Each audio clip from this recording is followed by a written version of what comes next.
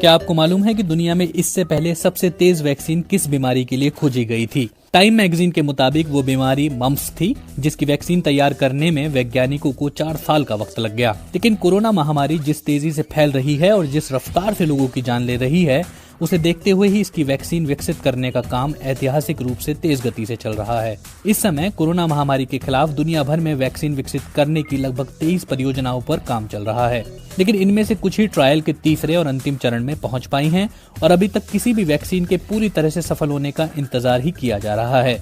इनमें Oxford university, Moderna pharmaceuticals, चीनी दवा कंपनी सिनोवैक बायोटेक के वैक्सीन डेवलपमेंट प्रोजेक्ट्स अहम हैं। आइए हम जानते हैं कि इनमें से कौन सी वैक्सीन फिलहाल किस चरण में है। ऑक्सफोर्ड यूनिवर्सिटी के वैक्सीन प्रोजेक्ट CHAD-0X1 में स्वीडन की फार्मा कंपनी एस्ट्राजेनेका भी शामिल है। ऑक्सफोर्ड यूनिवर्सिटी की कोविड वैक्सीन के ट्रायल का काम दुनिया के अलग अलग देशों में चल रहा है। मई के महीने में विश्व स्वास्थ्य संगठन के चीफ साइंटिस्ट सौम्या विश्वनाथन ने ऑक्सफोर्ड के प्रोजेक्ट को सबसे एडवांस कोविड वैक्सीन कहा था।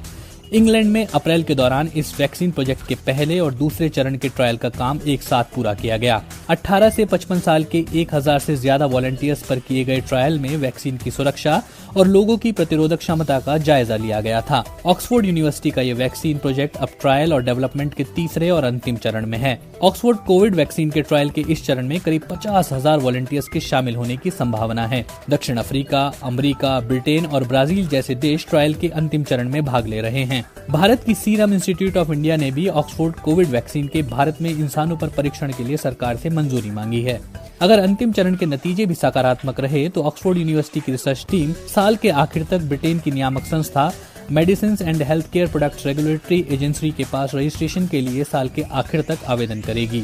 माना जा रहा है कि मॉडर्ना वैक्सीन प्रोजेक्ट अपने अंतिम चरण के शुरुआती हिस्से में है। मॉडर्ना ट्रायल के इस चरण में 30,000 लोगों पर इस वैक्सीन का परीक्षण करेगी। बोस्टन की इस कंपनी ने सोमवार को इसकी जानकारी दी। जानकारों का कहना है कि इतने बड़े पैमाने पर किसी नए प्रोडक्ट का परीक्षण तभी किया जाता है जब वो नियामक एजेंसियों के पास मंजूरी के लिए दाखिल किए जाने के आखिरी दौर में हो। अमेरिकी राष्ट्रपति डोनाल्ड ट्रंप ने भी कोरोना वायरस के लिए इसे अब तक की सबसे तेज वैक्सीन प्रोजेक्ट करार दिया है। मॉडर्ना के क्लिनिकल ट्रायल में अमेरिका का national institute of health NIH भी शामिल है। NIH के निदेशक फ्रांसिस कोलिंस का कहना है कि साल 2020 के आखिर तक कोरोना की वैक्सीन बना लेने का लक्ष्य रखा गया है। मॉडर्ना के मुख्य कार्यकारी अधिकारी स्टीफन बांसिल ने बताया, मुझे उम्मीद है कि मॉडर्ना की वैक्सीन अमेरिकी agency food and drug administration के मापदंडों पर 75% तक खरी उतरेगी। हमें उम्मीद है कि ट्रायल में हमारी वैक्सीन कोरोना को रोकने में कामयाब होगी और हम इससे महामारी को खत्म कर पाएंगे। कोविड-19 की बीमारी के लिए जिम्मेदार वायरस SARS-CoV-2 की जेनेटिक संरचना को हासिल करने में मॉडर्ना को महज 42 दिन लगे थे।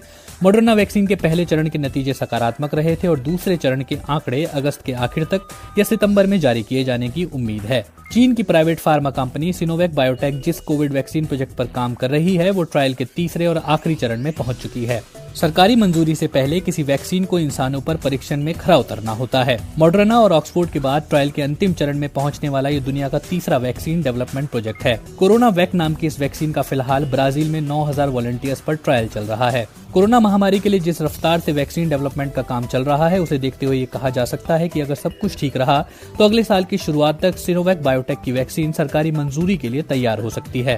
साल 2002-2003 के बीच जब सार्स महामारी फैली थी तो इससे दुनिया भर में 774 लोगों की जानें गई थीं। तब सिनोवैक ने पहले चरण के ट्रायल शुरू कर दिए थे, लेकिन वो महामारी अचानक ही खत्म हो गई। हालांकि तब कंपनी को वैक्सीन प्रोजेक्ट बंद करने से बड़ा नुकसान हुआ था, लेकिन ये पूरी तरह से बेकार नहीं गया। इसके 17 साल बाद कोरोना महामारी दुनिया के सामने आई तो सिनोवैक ने अपने पुराने रिसर्च को फिर से शुरू कर दिया, क्योंकि कोविड-19 सार्स महामारी से काफी मिलती जुलती है। इस समय भारत में केवल 2 वैक्सीन प्रोजेक्टों को इंसान पर परीक्षण की मंजूरी दी गई है। फार्मा कंपनी भारत बायोटेक की कोवैक्सीन उनमें से एक है। दूसरा vaccine project Zydus Cadila health care limited का है। कोवैक्सीन के डेवलपमेंट प्रोजेक्ट में सरकारी agency Indian council of medical research और नेशनल इंस्टीट्यूट ऑफ वायरोलॉजी शामिल हैं। इसके ह्यूमन ट्रायल के लिए देश भर में 12 संस्थानों को चुना गया है, जिनमें रोहतक की post graduate institute of medical sciences, Hyderabad की निजाम इंस्टीट्यूट ऑफ मेडिकल साइंसेज शामिल हैं। ICMR के महानिदेशक डॉक्टर बलराम भार्गव ने पिछले दिनों इन 12 संस्थानों के प्रिंसिपल इन्वेस्टिगेटर से कोवैक्सीन ह्यूमन क्लिनिकल ट्रायल की रफ्तार में तेजी लाने की बात कही थी। उन्होंने कहा था कि ये शीर्ष प्राथमिकता वाली परियोजनाओं में से एक है, जिस पर सरकार के शीर्ष स्तर पर निगरानी रखी जा रही है। अमेरिकी कंपनी फाइजर और जर्मन कंपनी बायोएनटेक मिलकर एक कोविड वैक्सीन प्रोजेक्ट BNTB162b2 पर काम कर रही हैं। सोमवार को दोनों कंपनियों ने एक साझा बयान जारी कर बताया कि वैक्सीन प्रोजेक्ट इंसानों पर परीक्षण के आखिरी चरण में पहुंच गई है। अगर ये परीक्षण सफल रहे तो अक्टूबर के आखिर तक ये सरकारी मंजूरी के लिए आवेदन दे सकेंगे। कंपनी की योजना साल 2020 के आखिर तक वैक्सीन की 10 करोड़ और साल 2021 के आखिर तक 1.3 अरब खुराक की आपूर्ति सुनिश्चित करने की है।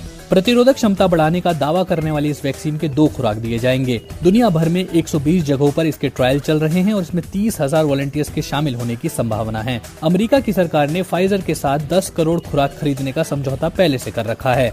समझौते के तहत जरूरत पड़ने पर 50 करोड़ खुराक की आपूर्ति और की जाए।